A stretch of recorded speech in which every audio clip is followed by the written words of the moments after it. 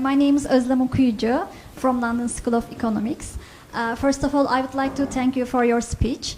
I'd like to ask a question about the crisis in Syria. I'm from Turkey, and as everybody knows, Turkey is hosting nearly 2,500,000 Syrian refugees. And some Turkish people are criticizing Saudi Arabia on the grounds that Saudi Arabia isn't accepting refugees and it isn't doing enough for refugees as a rich country. And as you said, there is a responsibility. You said that Saudi Arabia has a responsibility in terms of it's the center for Islam. So some Turkish people are also saying this. It's an Islamic country, so why isn't it doing enough for Syrian refugees? So I'd like to ask about this issue. I'd like you to elaborate on Saudi Arabia's refugee policy. Okay. Thanks. Thank you. I'll ask you to take that directly. Yes, thank you. I think we could have done a better job explaining what we've done with Syrian refugees. Saudi Arabia has issued more than 2.5 million visas to Syrian refugees since the crisis began. We put out a statement. Nobody noticed it. 2.5 million came to Saudi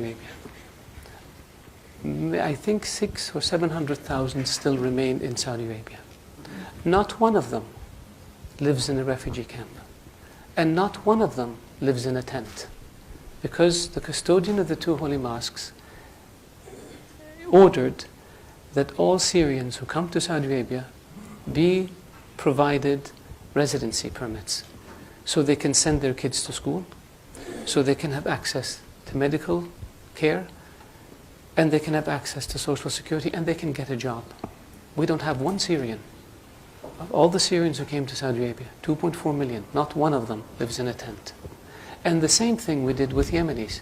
Since the war in Yemen began, almost 1 million Yemenis came to Saudi Arabia as refugees. And the same policy was applied to Yemenis. Not one of them lives in a refugee camp, and not one of them lives in a tent. And we don't brag about it, and we don't put TV cameras in front of them, because that, to us, is what our culture is all about. These people came because their homes were devastated. They came seeking refuge and shelter and safety in Saudi Arabia, and we provided for them in a way that is dignified, in a way that doesn't humiliate them, in a way that allows them and their children to lead as normal a life as possible given the circumstances. So I really appreciate the question, so I can educate the audience about our refugee policy. Thank you.